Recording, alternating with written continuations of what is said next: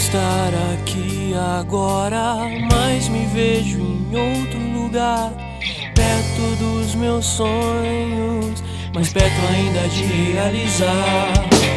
Não vejo você, mas ouço com atenção a sua voz e sinto bem que ela me faz. E é indiscutivelmente a melhor sensação que eu tenho quando estou a escutar. Meu coração já não acelera mais, já não acelera mais. Já o soluço que me engasga só não é mais trêmulo que minhas mãos, que já não fecham tanto quanto os meus olhos, que já não brilham tanto quanto a sua alma. Meu coração já não acelera mais, já não acelera mais. Raja, que voz é essa que de tão doce me alivia e acalma os meus sentidos?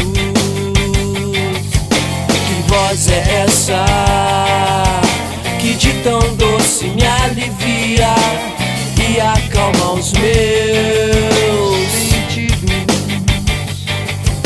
E quando penso em ti, é só em ti, pois outro pensamento me atrapalha a mente. Meu suor frio nos dias de mais calor me dão com exatidão a que ponto estou.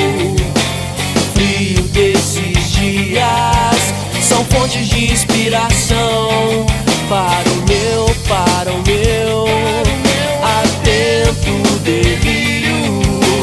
Meu coração já não acelera mais, já não acelera mais. Raja, meu coração já não acelera mais, já não acelera mais.